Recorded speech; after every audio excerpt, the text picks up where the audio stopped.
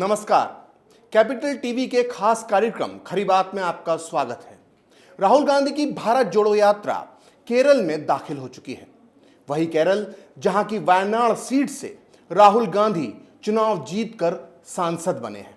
ये चुनाव राहुल गांधी ने केरल की कट्टरपंथी पार्टी मुस्लिम लीग के समर्थन से जीता था। केरल देश का वो राज्य है जहां तेजी से इस्लामिक आतंकवाद के बीज पनप रहे हैं। केरल में आए दिन आतंकी संगठन अल-कायदा के किसी न किसी मॉड्यूल का खुलासा होता रहता है। कई बार यह साजिश भी सामने आई है कि केरल के इस्लामिक कट्टरपंथी संगठन केरल को मुस्लिम लैंड बनाने की साजिश रच रहे हैं। इतना ही नहीं, आरोप तो यह भी है कि केरल में राहुल गांधी की कांग्रेस और मुस्लिम लीग दोनों ही कट्टरपंथी संगठन पीएफआई से मिले हुए हैं और इन सब का एक ही कॉमन दुश्मन है और वो है राष्ट्रीय स्वयंसेवक संघ यानी कि आरएसएस। कांग्रेस हो, केरल की मुस्लिम लीग हो या फिर कट्टरपंथी संगठन पीएफआई, इन तीनों के अंदर आरएसएस के लिए नफरत कूट कूट कर भरी हुई है। और इसीलिए जैसे ही राहुल गांधी की भारत जोड़ो यात्रा केरल में दाखिल हुई, कांग्रेस ने आरएसएस पर एक विवादित ट्वीट कर दिया। इस ट्वीट में आरएसएस के पुराने गणवेश की निक्कर को जलते हुए दिखाया गया है और इसके नीचे लिखा है 145 दिन और। अब सवाल उठता है कि आखिर राहुल गांधी के केरल में घुसते ही यह ट्वीट क्यों किया गया। साफ है कि कांग्रेस इस भद्दे ट्वीट के जरिए केरल के कट्टरपंथी मुसलमानों को खुश करना चाहती है। दरअसल केरल में कांग्रेस की या यूं कहें कि नेहरू गांधी परिवार की ये 75 साल पुरानी मॉडस ऑपरेंडी है और ये मॉडस ऑपरेंडी है आरएसएस को दबाओ और मुस्लिम लीग को उठाओ। और ये बात मैं ऐसे ही नहीं कह रहा।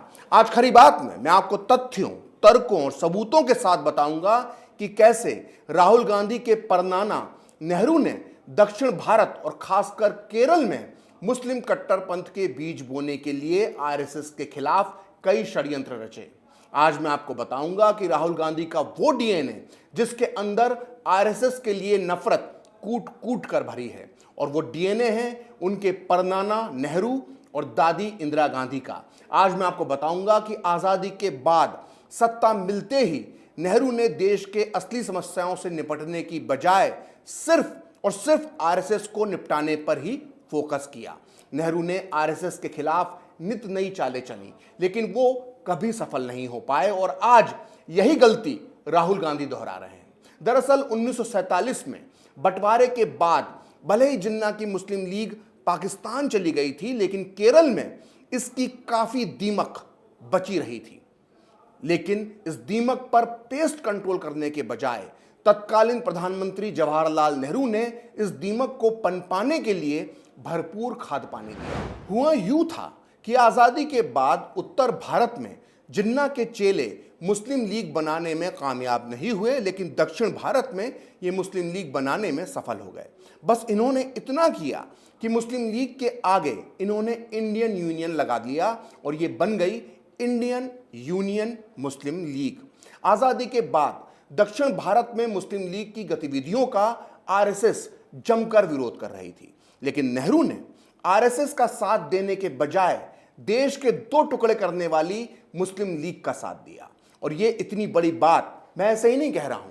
नेहरू की इस हरकत का सबूत छिपा हुआ है उस पत्र में जो उन्होंने 5 जनवरी 1948 को मद्रास प्रांत के तत्कालीन गृह मंत्री पी सुब्बारायन को लिखा था। आपकी जानकारी के लिए बता दूं कि तब मद्रास प्रांत में वर्तमान तमिलनाडु के अलावा कर्नाटक, आंध्र और केरल भी शामिल थे। नेहरू ने सुब्बारायन को जो पत्र लिखा था वो प्रकाशित हुआ है selected works of Jawaharlal Nehru की सीरीज 2 के वॉल्यूम 5 के पेज नंबर 3 पर। इस पत्र में नेहरू ने आरएसएस और मुस्लिम लीग के बारे में जो लिखा है उसे आपको बहुत ध्यान से सुनना चाहिए। नेहरू लिखते हैं कि हमें आरएसएस पर खास तौर से नजर रखना चाहिए। हमने बहुत सारे सबूत देखे हैं जो बताते हैं कि हमारी हाल की कई परेशानियों की वजह आरएसएस के लोग हैं। यह आपको तय करना है कि आपको मुस्लिम नेशनल गार्ड्स और आरएसएस पर प्रतिबंध लगाना चाहिए या नहीं। जहां तक मेरा संबंध है, मुझे निश्चित रूप से कोई आपत्ति नहीं होगी। मुझे लगता है कि यह समय आ गया है कि इन सांप्रदायिक संगठनों को पूरी तरह से रोक दिया जाए। आरएसएस के लिए नेहरू की नफरत इस हद तक बढ़ गई थी कि वह उसे मुस्लिम लीग से भी ज्यादा खतरनाक मानने लगे थे। मद्रास प्रांत के गृह मंत्री सुब्बारायन को लिखे पत्र में नेहरू जहां एक तरफ आरएसएस को खतरा बताते हैं, वहीं इस पत्र में नेहरू मुस्लिम लीग को क्लीन चिट देते नजर आते हैं।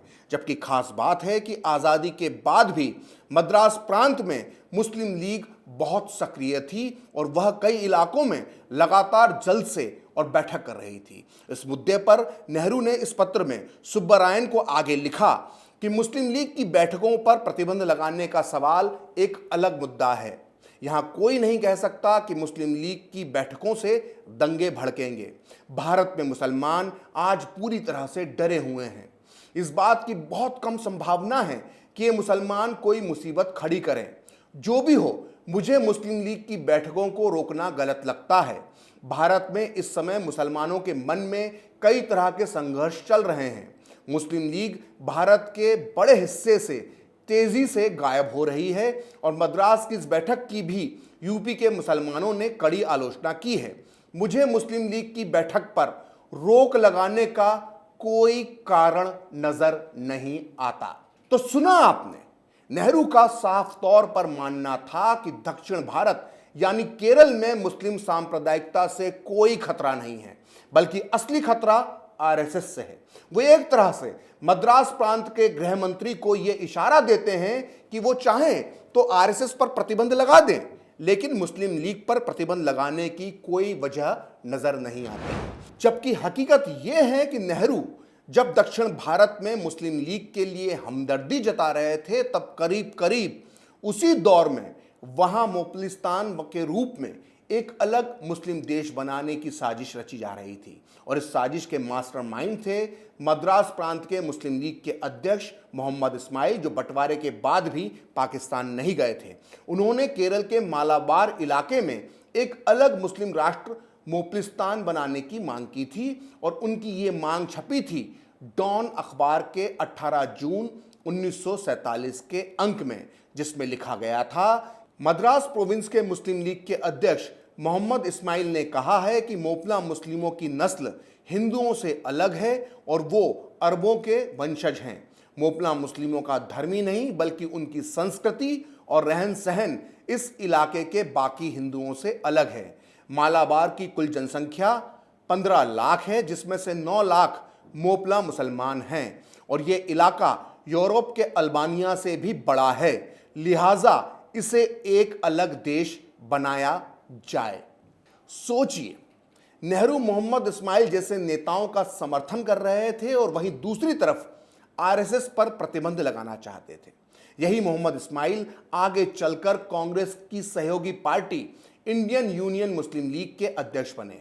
इतना ही नहीं, मोहम्मद इस्माइल 1952 में राज्यसभा के सदस्य बने और इसके बाद इन्होंने 1962, 1967 और 1971 में लगातार 3 बार केरल की मंजेरी सीट से लोकसभा का चुनाव जीता। हैरत की बात है कि नेहरू के जीते जी ही कांग्रेस ने 1959 में केरल में मुस्लिम लीग से हाथ मिला लिया था।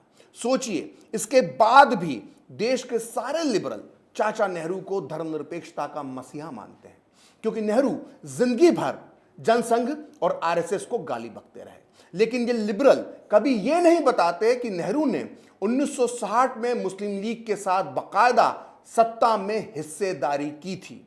इसी साल हुए चुनावों में केरल में कांग्रेस की जीत हुई और इसके बाद केरल मुस्लिम लीग के नेता और कभी जिन्ना के करीबी रहे के.एम. सीठी को केरल विधानसभा का अध्यक्ष बनाया गया। सोचिए, जिस पार्टी ने 13 साल पहले देश के टुकड़े टुकड़े करवाए थे, उसका नेता एक राज्य का विधानसभा अध्यक्ष बनकर आसंदी पर बैठा हुआ था और यह सब नेहरू के जीते जी नेहरू की इच्छा से हो रहा है।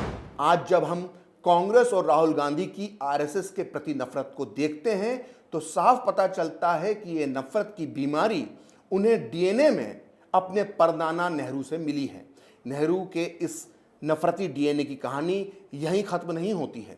खरी बात के अगले एपिसोड में मैं आपको बताऊंगा कि किस तरह से आजादी के बाद सत्ता में आते ही नेहरू ने आरएसएस के खिलाफ कौन कौन से षड्यंत्र रचे थे और नेहरू की इसी सोच पर कैसे राहुल गांधी आज भी चल रहे हैं, ये मैं आपको बताऊंगा। फिलहाल खरी बात प्रखर के साथ में इतना ही। आप चाहें तो मुझसे जुड़ने के लिए मेरे फेसबुक पेज प्रखर श्री 78 को लाइक कर सकते हैं और अगर ट्विटर पर आप मुझसे जुड़ना चाहते हैं तो मेरा ट्विटर हैंडल है प्रखर श्री 78। अगर आपको ये वीडियो पसंद आया तो इसे लाइक करें, शेयर करें और कैपिटल टीवी को सब्सक्राइब करें। नमस्कार।